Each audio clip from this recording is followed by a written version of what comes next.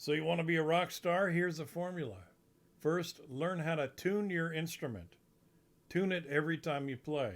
Then, learn how to play that instrument and practice it.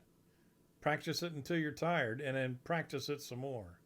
Then, find some musicians that like how you play. Find that groove. When the jam is right, the sound is right, and your muse comes out. Listen to the notes that you guys play. You're voicing those notes, your tone, and the feeling you get when it's done right. Find those musicians that you can play with. They don't have to be the best. They have to play good enough and get along with you. That is the most important thing, is getting along. Next, learn how to play some cover songs. That's going to get you a gig. You're going to get your music in front of a larger audience. Would you rather play in front of 15 people and play some of your own music? Or would you rather play in front of 300 people and play some of your own music? Get a repertoire of cover songs of about 75 songs. Next, learn how to write your own songs from your heart.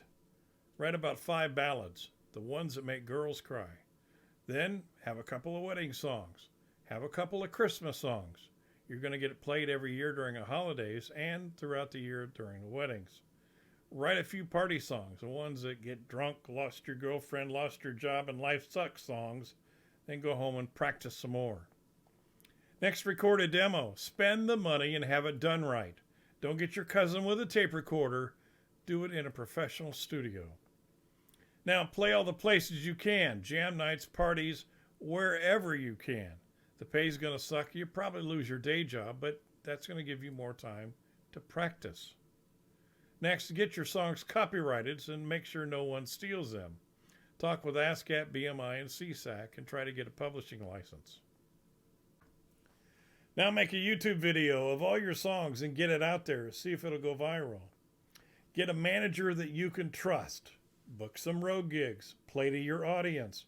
Go on the road and play every dive there is. Don't drink. Don't do drugs. Don't mess with the groupies. Don't do the other stuff that's just handed to you. Don't get a girlfriend or get married. You're married to music. If you do get married, you're committing adultery. Make friends with the technicians. They're going to see you when you're just starting out. They're going to see you on the rise. They're going to see you at the top. They'll also see you on your way down and see you in 20 years when you lost your looks, taking Viagra, and your belly is busting out of your spandex. Plus, you're on your 5th retirement tour. The technicians will still be there. A good rep travels well, but a bad rep travels everywhere and fast. Hopefully your manager is doing his job and getting you paid to survive and soliciting your music to record companies. Talent has nothing to do with getting a record contract. I'm going to repeat that. Talent has nothing to do with getting a record contract. It's what is ever the flavor of the month with the A&R guys that listen to your demo for about 2 minutes. I know many extremely talented musicians that lost because of the A&R guys had a bad day or it didn't fit their formula. If you get a record deal, it's going to last until that record company is sold or traded. Then you're out on your butt. You're going to have to record their songs and have no creative control of what you record. If your first CD doesn't take, they might give you another chance with a second. If that tanks, you're gone. If it holds up, you get your 3rd album. Then you have to prove yourself to the music community, begin to tour, maybe headline or stuck warming up for their flavor of the month. 4th album may get you more creative control and work to get a better money deal on your contract. If you do get a record deal, it won't be on a bus. They don't do that anymore.